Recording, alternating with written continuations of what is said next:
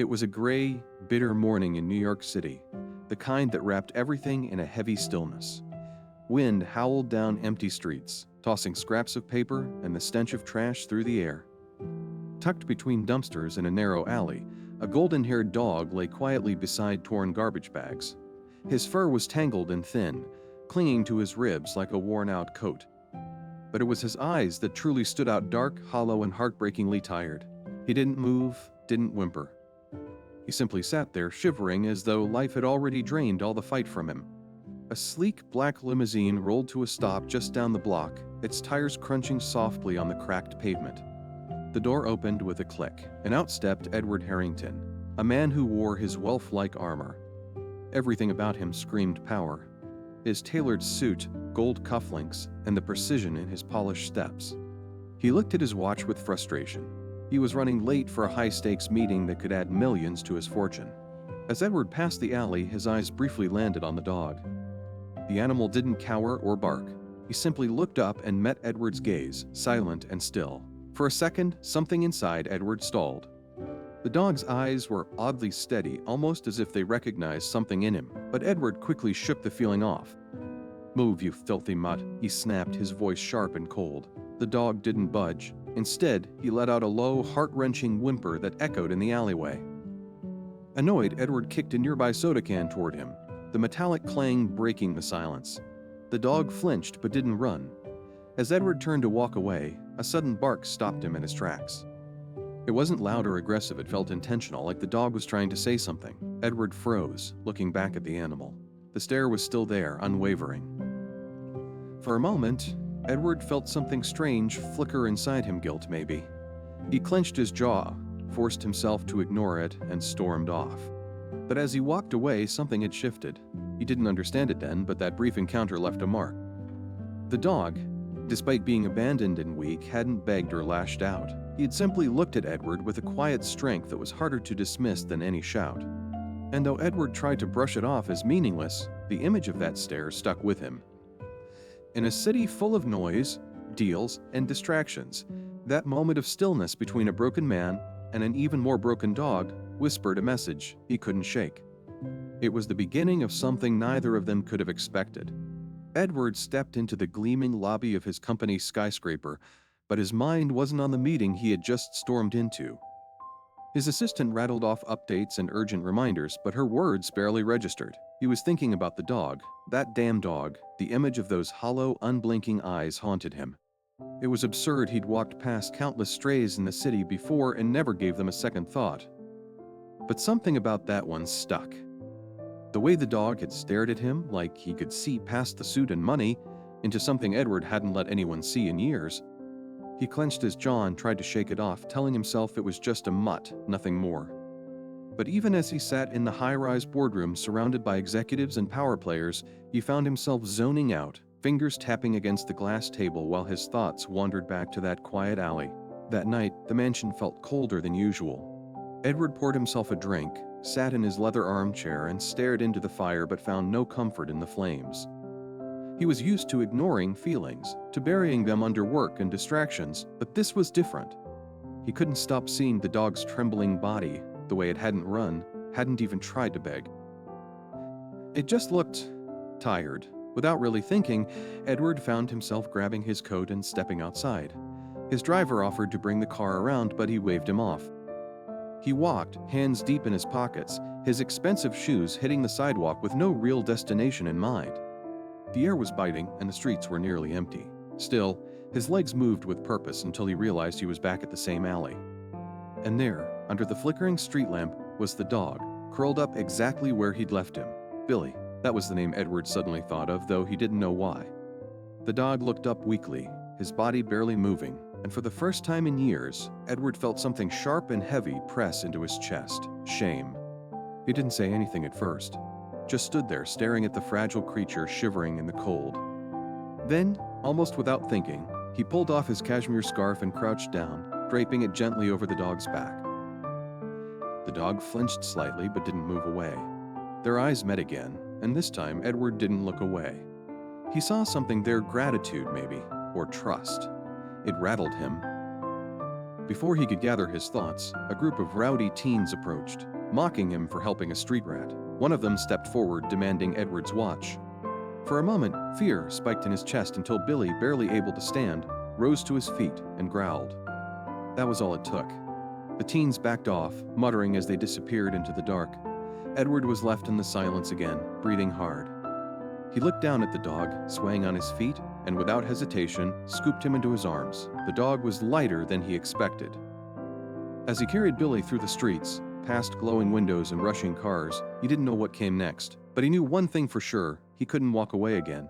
Edward stepped through the grand entrance of his estate, the chandelier above casting a soft glow on the polished marble floors. Everything looked just as pristine as always, spotless, expensive, hollow. Cradled in his arms was Billy, wrapped loosely in the scarf Edward had given him. The contrast was striking, this fragile, filthy stray against a backdrop of luxury and order. Edward hesitated in the foyer, suddenly unsure of what to do. The dog was barely conscious, his breathing shallow, and his small body didn't even make a dent as Edward laid him gently on the thick rug in the living room. Standing over him, Edward muttered, "You're in worse shape than I thought," more to himself than to the dog. He pulled out his phone and scrolled through local vet clinics, his finger hovering before he finally made the call. He didn't even question the cost, just told them to send someone immediately. As he waited, pacing, he poured himself a drink and stared at Billy. The sight of the dog curled up on the floor cracked something open in him, something he hadn't felt in years. While the vet technician tended to Billy, Edward stood awkwardly nearby. She worked quickly, her touch gentle, and explained that the dog was malnourished, dehydrated, but should recover with the right care. When she asked whether she should take the dog to the clinic, Edward surprised himself by answering firmly, "No. Treat him here. I'll handle it." It was the first time in a long while that he'd done something for someone else without expecting anything in return. After the vet left, Edward found himself sitting quietly next to the dog, watching him sleep. The mansion around them felt less like a trophy case and more like a space he no longer recognized. His thoughts drifted to his childhood, to Max, his old dog who used to follow him everywhere. That was before life had become all about closing deals and dominating boardrooms. Somewhere along the way, he'd lost that part of himself. And now, somehow, this broken little animal was bringing it back. He didn't understand it, but he couldn't deny it either. The next morning, Edward woke earlier than usual. The silence of the house was familiar, but now it felt different, less peaceful, more expectant. He walked into the living room to find Billy still curled on the rug, but awake this time, his eyes cautious but no longer empty. Edward moved slowly, unsure how to interact. He brought a bowl of water and a small plate of cooked chicken, placing them a few feet away. "Go ahead," he said softly. It felt strange, speaking gently, but it came naturally. Billy sniffed the food and, after a pause, began to eat. Edward sat down nearby, sipping coffee, watching him in silence. There was a strange satisfaction in that moment, like he was doing something real, something that mattered not for a report, not for a headline, just because it felt right. For the first time in years, his mind wasn't on stock prices or acquisition target. It was on this small, shaking creature who had somehow become the most honest thing in his life. And Edward knew, deep down, this was only the beginning. In the days that followed, something in Edward's daily rhythm began to shift. The structure of his life, once dictated by early morning meetings, tight schedules, and endless calls, now had an unexpected anchor. Billy. Every morning, Edward found himself rising earlier than usual, drawn to the quiet presence of the dog sleeping on a blanket in the living room. Billy's condition was still fragile, but his spirit was undeniably stronger. The faint wag of his tail when Edward entered the room stirred something in him. At first, Edward didn't fully understand what it was, maybe relief, maybe comfort, but it was a feeling that kept him coming back. Each interaction felt more natural than the last. Feeding Billy became part of his routine, and even simple things, like sitting on the floor and letting the dog nudge his hand for attention, started to replace his usual cold, distant habits. It wasn't something Edward had planned. It just happened, quietly and consistently, like sunlight creeping in through a cracked window. One night, after a particularly draining day at the office, Edward returned home to find Billy waiting near the door. His tail thumped weakly against the floor, and without thinking, Edward knelt to scratch behind his ears. "Good to see you too," he murmured. He couldn't remember the last time he'd said that to anyone and meant it. That evening, he made dinner something he rarely did for himself and cooked an extra portion for Billy. As the dog ate, Edward found himself watching, not just out of concern but with a strange sense of joy. Billy devoured the food like it was the best thing he'd ever tasted, and that thought tugged at Edward's chest. He knew nothing about where Billy had come from, what he'd gone through, but it was clear the dog had suffered. And now here he was, safe, warm, and eating a real meal. For the first time, Edward began to feel like he was giving not money, not orders, but care. That feeling had a weight to it, one that felt both unfamiliar and strangely welcome. Later that night, Edward sat on the couch with a glass of scotch. Billy curled up beside him, his head resting gently on Edward's foot. The room, once a symbol of Edward's isolation, now felt different, less like a museum and more like a home. The fire crackled softly, casting flickering shadows across the walls, and Edward found his mind drifting, not to deals or deadlines, but to memories long buried. He thought of Max, the dog he loved as a boy, and the simpler time before money and ambition had hardened him. Billy stirred slightly, letting out a soft bark that pulled Edward from his thoughts. Their eyes met, and for a brief moment, it felt like Billy understood exactly what he was feeling. Edward reached down, gently running his hand through the dog's fur. "You've got a way of getting under my skin," he said quietly. And for the first time in a very long time, Edward smiled genuinely, not for show, not for a camera or a boardroom. Just a real, honest smile shared between a man and the dog that was changing everything. As the days passed, Edward's life began to take on a new rhythm, one shaped less by conference calls and stock charts, and more by the quiet companionship of the dog who had once shivered in a back alley. Billy, now growing stronger by the day, had become a steady presence in Edward's world. Small gestures like the way Billy would wag his tail when Edward entered the room, or gently nudge his hand for attention, had a way of grounding him, reminding him that not everything in life needed to be complicated or strategic. One evening, as Edward sorted through old paperwork in his study, a faded photograph slipped from a folder and fluttered to the floor. He picked it up and froze. It was a picture of himself at around 10 years old, smiling in the backyard with Max, his childhood dog. Max's head was resting on Edward's lap, and the boy in the photo looked free in a way the adult Edward hadn't felt in years. Billy wandered into the room just then and paused at Edward's feet, tilting his head as if curious. "You'd have liked Max," Edward murmured, his voice quiet and distant. Later that night, unable to shake the memory, Edward opened an old photo album he hadn't touched in decades. He flipped through pages filled with family gatherings, summer vacations, and Max always by his side. Each photo hit a little harder than the last, bringing back emotions he'd buried under years of ambition. Billy lay nearby, his steady breathing a quiet backdrop to the flood of memories. Edward looked down at him and felt something he hadn't let himself feel in ages: regret. Not just for lost time, but for the person he had allowed himself to become. The house, once a monument to his success, now felt like a shell.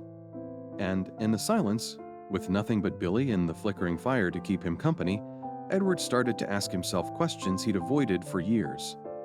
What was all this for? The power, the wealth, the relentless chase, had any of it really made him happy? He leaned back in his chair, staring at the flames, and whispered more to himself than to anyone else. "You're bringing back things I thought I'd lost." That shift in perspective started seeping into more than just his private life. Edward began to notice things he'd always ignored: how exhausted his assistant looked after long days, how forced the smiles of his colleagues seemed in meetings, how lifeless his office felt despite all its polish.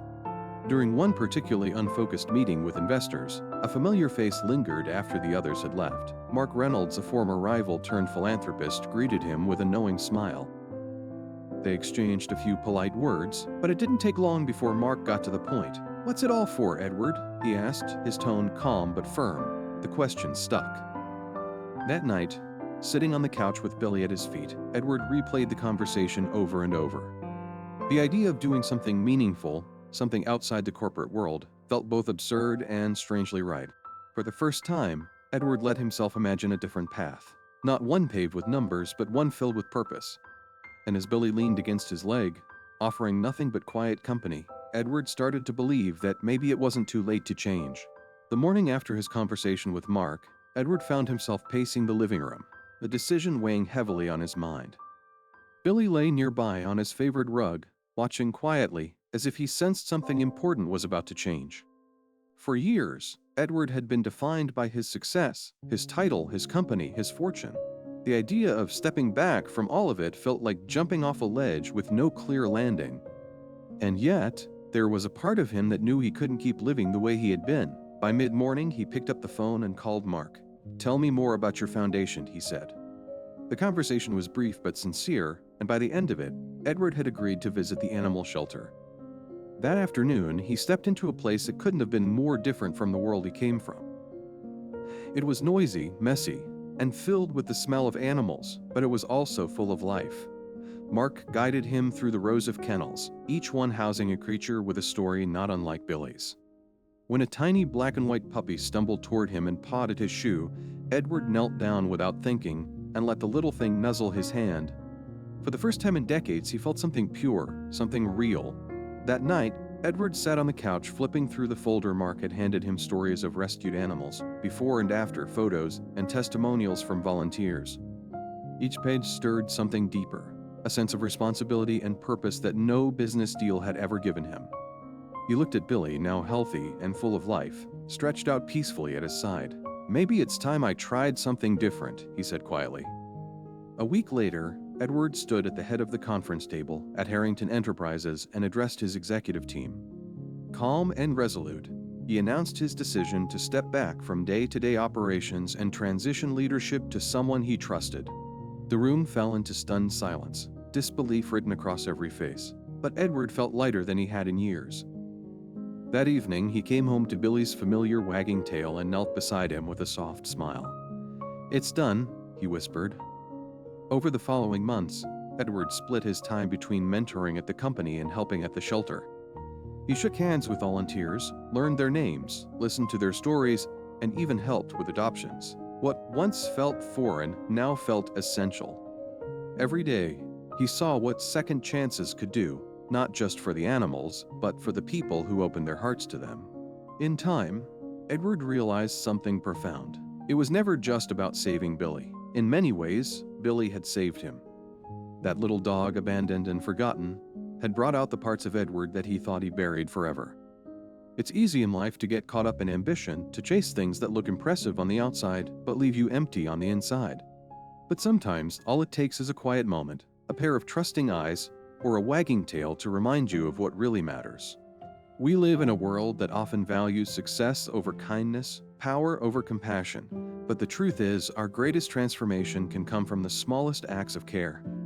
Edward's story is a reminder that it's never too late to change, to heal, and to start again. And maybe, just maybe, the path to finding yourself begins when you stop looking for what you can gain and start thinking about what you can give. Edward's days began to feel different, not just in schedule, but in spirit. What used to be a structured, meticulously calculated routine had become something softer, more human. Mornings often started with Billy nudging at his hand or curling up by the window as Edward made coffee. Emails and business reports still found their way to his desk, but they no longer felt urgent. His thoughts were frequently drawn back to the shelter, to the faces of those animals and the people who gave their time to care for them. He started visiting more often, not out of obligation, but because something inside him craved that connection. The noise, the smell, the chaos of barking it all grounded him in a way luxury never could. Each time he walked those halls, he remembered who he was when he was young, before power had become his compass. More importantly, he saw what he could still become. As weeks passed, Edward began to take a more active role at the foundation. He wasn't just writing checks or making appearances, he was getting involved. He helped organize adoption events, sat in on planning meetings, and quietly paid for medical treatments when animals came in hurt or neglected. Volunteers who once only knew of him from headlines were now surprised to find him rolling up his sleeves, scrubbing out kennels, or lifting heavy crates. Some were skeptical at first, but over time they saw his sincerity. Billy often came with him, serving as a symbol of second chances and walking proof that change was possible. Children visiting the shelter were drawn to Billy's calm nature, and Edward found himself kneeling beside them, telling Billy's story with a gentleness he didn't know he had. These weren't staged moments for PR. They were real, and they made him feel alive in a way billion-dollar deals never had. At night, back at home, Edward would sit with Billy on the porch, the city skyline glowing softly in the distance. He'd talk out loud sometimes, not about business, but about life, about the strange feeling of discovering who he really was, well past the age when most people stop looking. "You're the reason I'm still learning," he once said softly as Billy rested his head on his foot. The transformation hadn't come from a book or a seminar or a crisis. It had come from compassion, from allowing himself to care.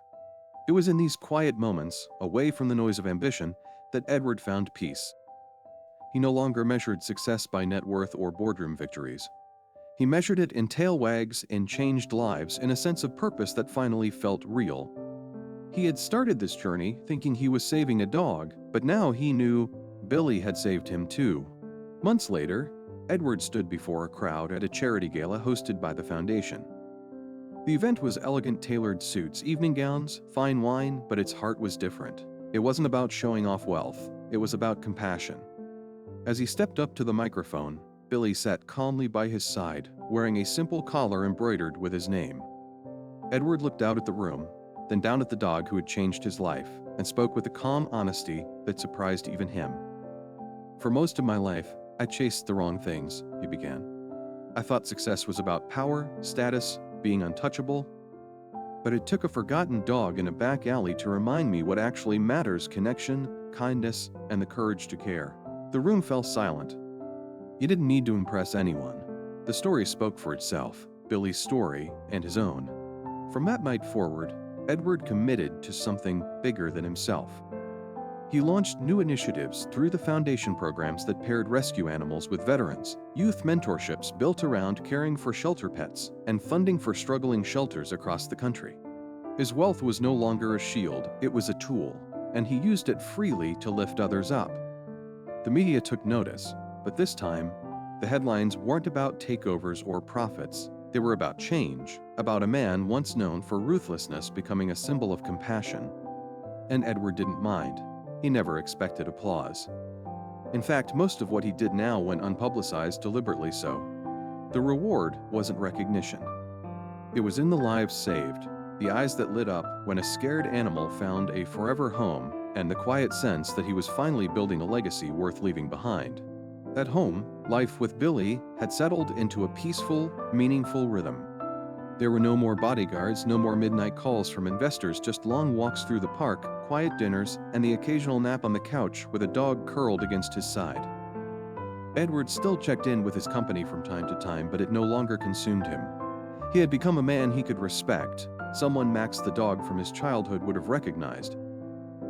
And each time he looked at Billy, he saw a reminder of that second chance. Not just for the dog, but for himself. His journey was a quiet one, the kind that doesn't always make noise, but changes everything. And maybe that's what makes it powerful, because in the end, the greatest legacies aren't built in boardrooms. They're written in the quiet choices we make when no one's watching, the choice to care, to change, and to open our hearts to something as simple and profound as a dog who just wouldn't give up.